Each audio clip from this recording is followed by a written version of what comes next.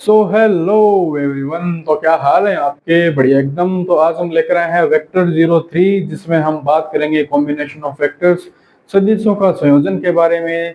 इसमें हम देखेंगे addition of vectors, subtraction of vectors, सदिशों का जोड़, सदिशों का घटाव।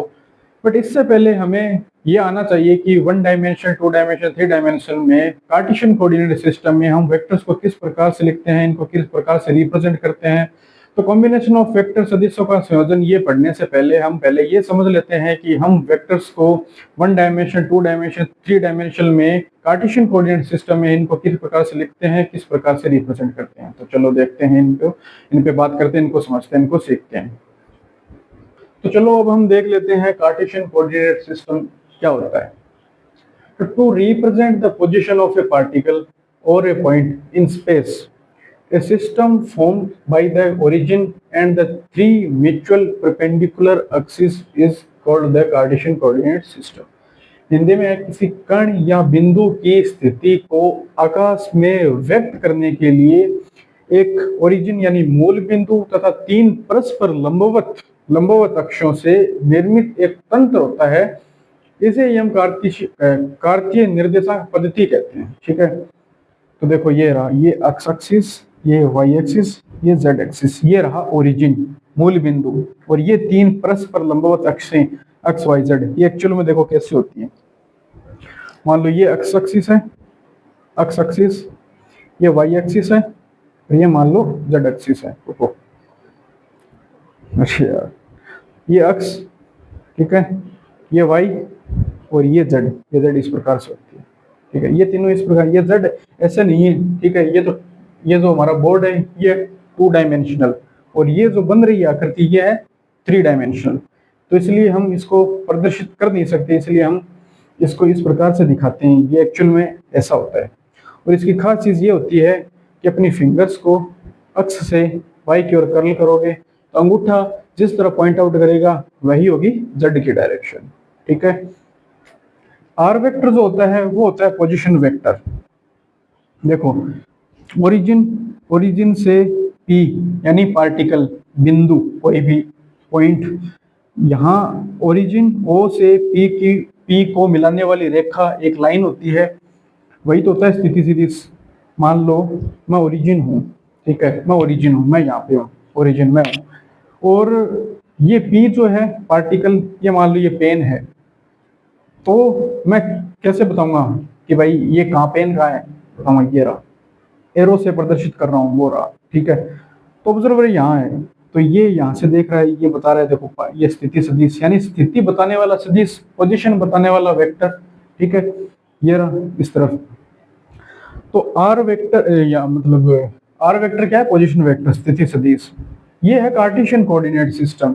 अगर कार्टेशियन कोऑर्डिनेट मतलब कोऑर्डिनेट सिस्टम, ठीक है, कोऑर्डिनेट सिस्टम बहुत प्रकार के होते हैं। इसमें एक है कार्टेशियन कोऑर्डिनेट सिस्टम, एक होता है पोलर कोऑर्डिनेट सिस्टम, एक होता है सिलेंड्रिकल कोऑर्डिनेट सिस्टम, ठीक है, स्फेरिकल कोऑर्डिनेट सिस्टम। तो ये अभी आपके नहीं है, ये बाद में आएंगे हायर एजुकेशन में, बीएससी में।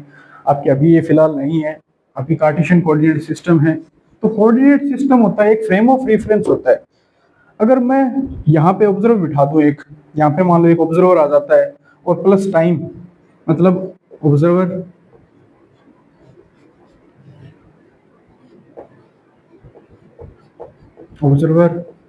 Plus coordinate system plus time, ये तीनों चीजें आ गई तो ये होता है फ्रेम ऑफ रेफरेंस, निर्देश तंत्र। कोऑर्डिनेट सिस्टम, ये है कोऑर्डिनेट सिस्टम। यहाँ पे ऑब्जर्वर और टाइम दो एक्स्ट्रा आ जाते हैं तो ये बन जाता है फ्रेम ऑफ रेफरेंस। ये भी यही बताता है, पार्टिकल की स्थिति को बताता है। बट फ्रेम ऑफ रेफरेंस होता है फिजिकली, ये एक फिजिकल सिस्टम होता है। ठीक है, फिजिकल सिस्टम। कोऑर्डिनेट सिस्टम जो होता है, यहाँ से समझ लो कोऑर्डिनेट सिस्टम ये होता है मैथमेटिकल।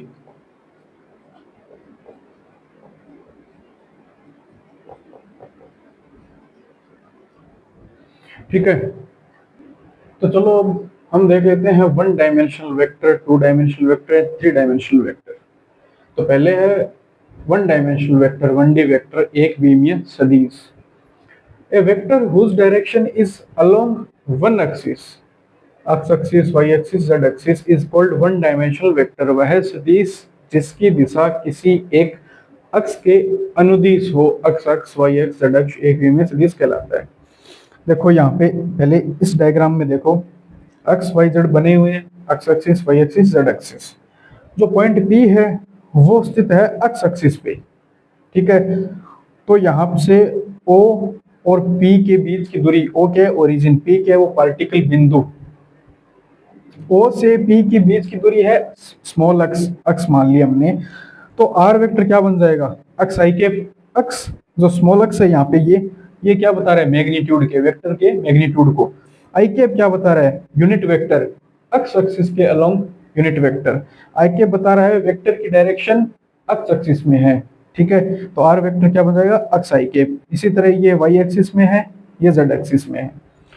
दूसरा है टू डायमेंशनल वेक्टर, द्विविमीय सदिश, a vector that lies in a plane. Two dimensional vector is called two dimensional vector. X Y plane हो सकता है, वाई जेड प्लेन हो सकता है, एक्स जेड प्लेन हो सकता है। वह सदिश जो किसी एक तल में होता है द्विविमीय सदिश कहलाता है, एक्स वाई तल, वाई जेड तल, एक्स जेड तल।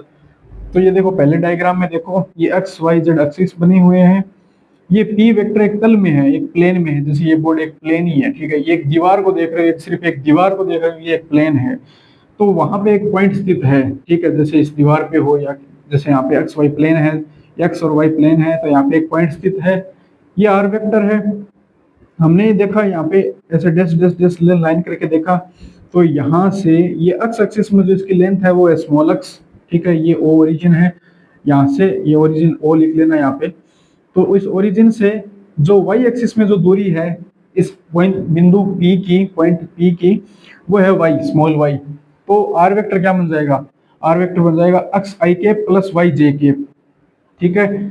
इसी तरह ये वाई जेड प्लेन है, ये एक्स जेड प्लेन है, सेम टू सेम। देखो यहाँ पे हमने ये थोड़ा जो डायग्राम है ये थोड़ा चेंज किया है, बट फिर भी मैंने कहा क्या क्या कहा था कि अक्ष से वाई की ओर फिंगर कर्ल करोगे तो जो अंगूठा है जिस तरफ पॉइंट आउट करेगा वो क्या होगी, जेड डायरेक्शन होगी, ठीक है। वो जेड एक्सिस की डायरेक्शन होगी, उसी तरफ जेड एक्सिस होगी। तो यहाँ से देख लो ये अक्ष किस तरफ है, इस तरफ, ठीक है, इस तरफ, और वाई किस तरफ है, उस तरफ। तो अक्ष से, अक्ष इधर, वाई इधर, अक्ष इधर, वाई इधर, फिंगर कर्ल की अंगूठा ऊपर की ओर जा रहा है, मतलब जेड डायरेक्शन ऊपर की ओर है। यहाँ से देख लो अक्ष और वाई, अक्ष ऊपर की ओर है, ठीक है, वाई इधर है, तो फोल्ड करके देख लो, देखो ये अक्ष और ये वाई, ये अक्ष, ये वाई, अक्ष वाई, अक्ष वाई, जेड इधर, ठीक है। तो ये रूल हमेशा अप्लाई होगा, ये ध्यान रखना। ऐसे कैसे भी नहीं बना सकते कि ये चलो अक्ष अपनी मर्जी से कैसे भी बना दे, ऐसा नहीं होता, ठीक है। तो ये रूल अप्लाई करके देखना। थ्री डायमेंशनल वेक्टर, त्रिविमीय सदिश, a vector whose effect is along all three axis, ठीक है, is called a three dimensional vector. वह सदिश जिसका प्रभाव तीनों अक्षों में होता है त्रिविमीय सदिश कहलाता है। जैसे अभी ये प्लेन में था, मान लो अपनी दीवार को देखो, अपने दीवार की किसी, अपने कमरे की किसी कोने को देखो, वो ओरिजिन है, वो कोई भी कोना, और वहां से तीन ऐसे लाइनें निकलती हुई दिखेगी, एक्स वाई जेड उनको मान लो।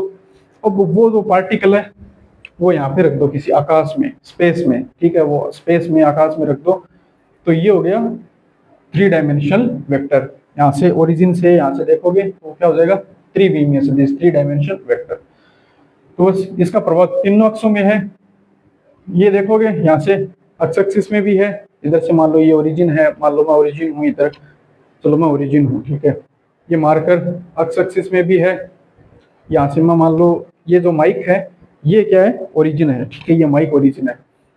अब यहाँ से देखोगे तो ये एक्स एक्सिस में भी है, ये ऊंचा भी है, मतलब ऊंचाई पे भी है, तो ये वाई एक्सिस में भी है, ये एक्स एक्सिस में भी है, इधर है ना, ये तो एक्स एक्सिस में, ये वाई एक्सिस में, और इधर इस साइड है तो ये किसमें, जेड एक्सिस में। तो जेड एक्सिस में, वाई एक्सिस में, एक्स एक्सिस में, ठीक है। इसका प्रभाव किस तरह, तीनों अक्षों में है, ठीक है, ऑल थ्री एक्सिस। ये होता है त्रिविमीय सदिश, थ्री डायमेंशनल वेक्टर। तो फिर R vector X I cap, Y J cap, Z K cap, ठीक है। और ये जो टू डायमेंशनल वेक्टर होता है, the effect of two dimensional vector is along two direction और टू एक्सिस। तो इसका प्रभाव होता है वो डायरेक्शंस में होता है, 2 डायरेक्शंस में होता है 2D वेक्टर का प्रभाव। तो ये नोट कर लो। तो अब हम देख लेते हैं कॉम्बिनेशन ऑफ वेक्टर, सदिशों का संयोजन। पहले देखते हैं एडिशन ऑफ वेक्टर्स, सदिशों का योग। सदिशों का योग, एडिशन ऑफ वेक्टर्स, ये जानने से पहले आपको कुछ जानकारी होनी चाहिए। तो लिखिए some important information, some important information. पहली है the result obtained by the addition of vectors is also a vector called the resultant vector। सदिशों के योग से प्राप्त परिणाम भी सदिश होता है, इसे परिणामी सदिश कहते हैं। दूसरा है only those vectors that represents the same physical quantities can be added together. केवल वे सदिश जो समान भौतिक राशियों को व्यक्त करते हैं उन्हीं का योग किया जा सकता है। ठीक है, ये समझ में आ गई, कोई बहुत बड़ी चीज नहीं लिखी है, आराम से समझ में आ जानी चाहिए। तो हम एडिशन ऑफ वेक्टर्स को, सदिशों के योग को पहले देखते हैं ग्राफिकल मेथड से। पहला नियम है triangle law of vector addition, सदिशों के योग का त्रिभुज नियम। तो क्या कहता है ये त्रिभुज नियम? According to this law, if two sides of a triangle taken in order represent two vectors, then the third side taken in the opposite order या डायरेक्शन represent their sum। इस नियम के अनुसार यदि त्रिभुज की दो क्रमागत भुजाएं दो सदिशों को व्यक्त करे, तब तीसरी भुजा विपरीत क्रम में या विपरीत दिशा में उनके योग को व्यक्त करेगी। फिर देखो यहाँ पे ये ए वेक्टर है, यहाँ इस तरह बना हुआ है, फिर ये बी वेक्टर है, ये दो हो गई साइड, दो हो गई भुजाएं त्रिभुज की। तो जो तीसरी भुजा होगी वो विपरीत क्रम में होगी, ऑपोजिट ऑर्डर में या ऑपोजिट डायरेक्शन में होगी। तो ये इधर है, ये इधर है, ये इनके इधर, इस तरफ, इस तरफ। अब ये इस तरफ होता अगर होता तो जैसे मान लो ये कर्मागत का मतलब कर्मागत इन ऑर्डर, तो पहले ये फिर ये, अगर होता ये होता है इन ऑर्डर, ठीक है, सेम ऑर्डर में चल रही है, ठीक है, फिर इधर ऐसे। बट ये ऑपोजिट है, देखो ये इधर इधर इधर और ये इनके अपोजिट यहां से स्टार्ट कर रही है, ठीक है, ऐसे। ये तो था ऑर्डर, बट ये देखो यहाँ पे ऐसे ऐसे, बट इस वेक्टर ड्रॉ करने के लिए यहाँ से वापस स्टार्ट करना पड़ेगा, ये ऑपोजिट ऑर्डर में हो गई। तो फिर सी वेक्टर बराबर A vector plus B vector, ये है ट्राइंगल लॉ, लिख लो इनको। चलो अब हम देख लेते हैं दूसरा law of parallelogram of vector addition, सदिशों के योग का समांतर चतुर्भुज नियम। According to this rule, if two adjacent sides of a parallelogram represent two vectors in magnitude and direction, then the diagonal passing through their point of intersection represents the magnitude and direction of the resultant vector। In this method, the tails of both vectors are placed at the same point। ठीक है, same point है ना, tales जो है दोनों vectors की same point पर है। हिंदी में इस नियम के अनुसार यदि किसी समांतर चतुर्भुज की दो आसन भुजाओं को क्रमशः दो सदिशों के परिमाण व दिशा के रूप में व्यक्त किया जाए, तो उनके कटान बिंदु पॉइंट ऑफ इंटरसेक्शन, इनका जो ये दो वेक्टर्स हैं, ये दो वेक्टर हैं ए और बी, इनके कटान बिंदु ये है, पॉइंट ऑफ इंटरसेक्शन ये है, से होकर गुजरने वाला विकर्ण, ये विकर्ण, ठीक है, ये इनसे होकर गुजरने वाला विकर्ण परिणामी सदिश के परिमाण व दिशा को व्यक्त करता है, रिजल्टेंट वेक्टर के मैग्नीट्यूड एंड डायरेक्शन को व्यक्त करता है। इस तरीके में दोनों सदिशों की पूंछ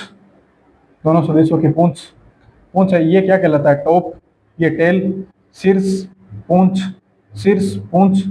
टॉप टेल, ठीक है। इस तरीके में दोनों सदिशों की पूंछ एक ही बिंदु पर रखी जाती है। समझ में आ गया होगा, ये ए वेक्टर, ये बी वेक्टर, सी वेक्टर बराबर A vector plus B vector. देखो एक चीज बताता हूं मैं, देखो मान लो यहाँ पे कोई फोर्स है, चलो ये रस्सी मान लो, एक रस्सी, ठीक है, इसको कंसीडर करो एक रस्सी। फोर्स क्या होता है? वेक्टर ही तो होता है, वेक्टर क्वांटिटी होती है फोर्स। मान लो एक रस्सी जो है इधर खींच रही है, मान लो यहाँ पे मान लो कोई भी वस्तु रखी है, ठीक है, ये कोई वस्तु है, एक रस्सी जो है इस वस्तु को इधर खींच रही है और एक इधर खींच रही है, ठीक है, एक इधर खींच रही है, एक इधर खींच रही है। ये किस तरफ जाएगी? दोनों का ये रिजल्टेंट इस तरफ होगा, ये वस्तु इधर जाएगी, ठीक है। ये डिपेंड भी करता है कि फोर्स ज्यादा किस तरफ है, ठीक है। अगर हम दोनों को इक्वल मान ले तो ये यहाँ से इक्वलिटी की तरफ जाएगी, जैसे मान लो बराबर बराबर जाएगी, ठीक है। ये जितना इधर जाएगी मतलब जितना यहाँ से एंगल बनाएगी उतना यहाँ से एंगल बनाएगी, ठीक है। तो ये डिपेंड करता है कि इस तरफ फोर्स कितना है, इस तरफ फोर्स कितना है, ठीक है। तो कहने का मतलब मेरा ये है कि अगर यहाँ पे कोई वस्तु रखी है, ये इधर भी खींच रहा है, इधर भी खींच रहा है, तो ये वस्तु इधर जाएगी। हाँ, इधर खींच रहा है, इधर खींच रहा है, इधर। थोड़ा फील आ रहा होगा ना, फील करो इस चीज को, ये नॉर्मल सी चीज है। मान लो अब ये तो हो गया पैरेललोग्राम का नियम, इसमें हम ऐसे करते हैं। ट्रायंगल का देखो,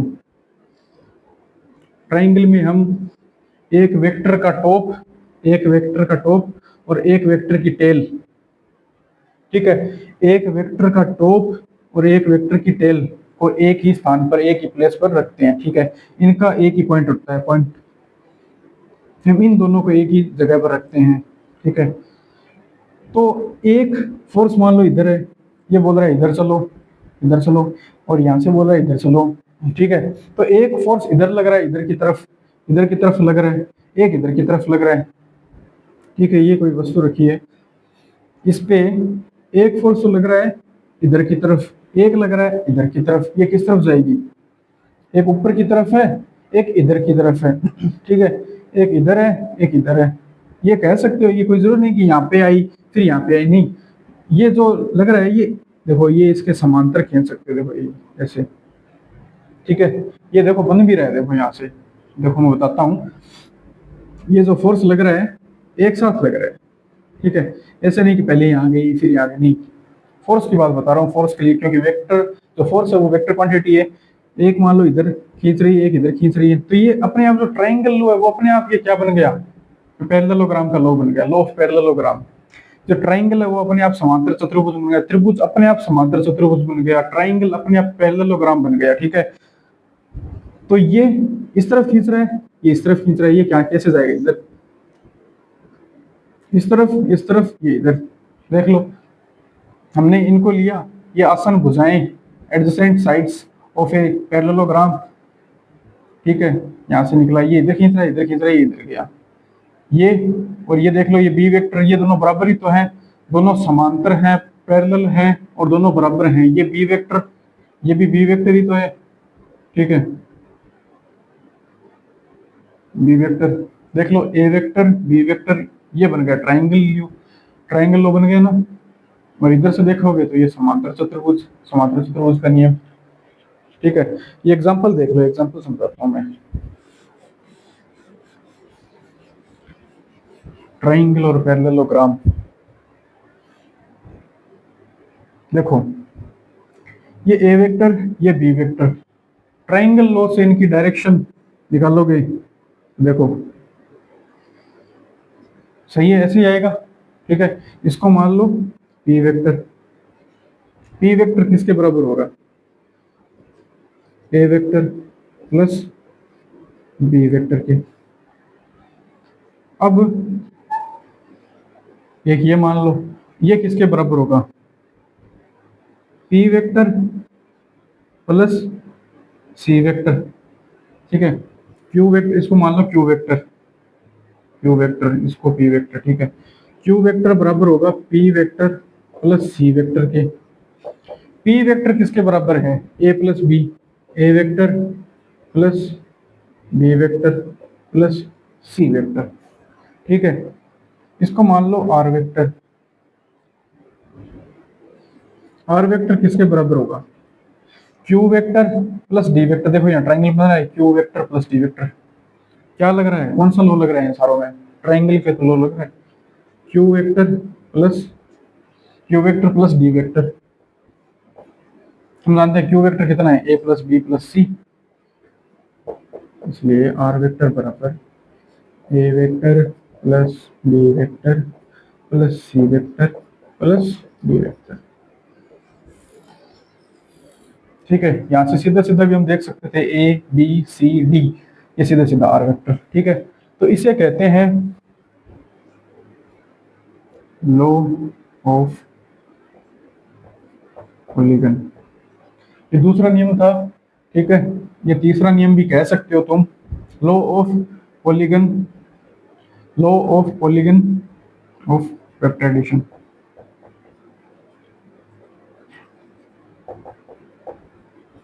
ये था law of parallelogram of vector addition, ये है law of polygon of vector addition, ठीक है। तो इसको कह सकते हो बहुभुज का नियम, सदिशों के योग का, सदिशों के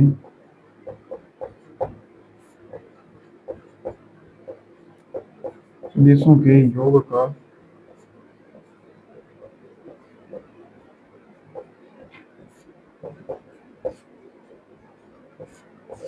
ठीक है। Law of parallelogram of vector addition समझ में आ गया। पीछे वाला था law of triangle of vector addition, ये है law of polygon of vector addition, सदिशों का योग का बहुभुज नियम इसे कह सकते हो। यहाँ पे टोटली पूरा का पूरा क्या लगा है, law of triangle, law of triangle of vector addition, ठीक है। त्रिभुज का नियम लगा है, ठीक है, लिख लो। तो चलो अब देख लेते हैं सब्ट्रैक्शन ऑफ वेक्टर, सदिशों का घटाव। Subtraction of vectors can be defined in terms of addition of vectors. We define the difference of two vectors a and b as the sum of two vectors a and minus b, ठीक है, ठीक है। तो देखो ए vector और ए vector minus B vector, यानी दो सदिशों के घटाव को हम दो सदिशों के योग, दो सदिशों के एडिशन द्वारा व्यक्त करते हैं। बट दो सदिश कौन से होंगे, ए वेक्टर और माइनस बी वेक्टर। ए वेक्टर और माइनस बी वेक्टर को जब हम ऐड करते हैं तो हमें ए वेक्टर माइनस बी वेक्टर मिलता है, प्लस माइनस माइनस हो जाता है। देखो अगर बी वेक्टर की डायरेक्शन ये है तो माइनस बी डायरेक्शन की, जो माइनस बी वेक्टर है उसकी डायरेक्शन उसके ठीक अपोजिट होगी, ठीक है। तो ये हिंदी में लिखा हुआ है सेम टू सेम, जो इंग्लिश में लिखा है ये हिंदी में लिखा है।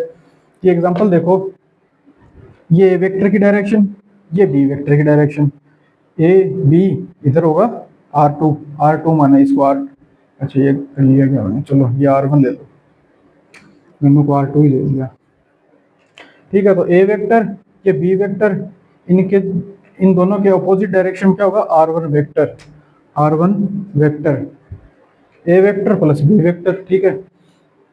ए वेक्टर माइनस बी वेक्टर, ए वेक्टर माइनस बी वेक्टर, इन दोनों वेक्टर की अपोजिट डायरेक्शन में R2 वेक्टर हमने लिया। और ये कैसे होगा, इन दोनों को ऐड करना है, इन दोनों को ऐड करना है, ए वेक्टर और माइनस बी वेक्टर को, ए वेक्टर और माइनस बी वेक्टर को ऐड करेंगे। देखो ए वेक्टर और माइनस बी वेक्टर को ऐड किया है, ठीक है, ए वेक्टर और माइनस बी वेक्टर को ऐड किया है, क्या बन गया, ए वेक्टर माइनस बी वेक्टर। तो जो सदिशों का जो घटाव होता है वो सदिशों के जोड़ से ही परिभाषित किया जाता है, डिफाइन किया जाता है। दोस्त ए वेक्टर और बी वेक्टर के, ए वेक्टर और बी वेक्टर का जो घटाव है, सब्ट्रैक्शन है, वो ए वेक्टर और माइनस बी वेक्टर के योग से हमें ये मिलता है, ठीक है। तो ये लिख लो। तो ये लेक्चर यहीं तक था, इस लेक्चर को करते हैं फिनिश। पढ़ाई करते रहो, खुश रहो, मस्त रहो।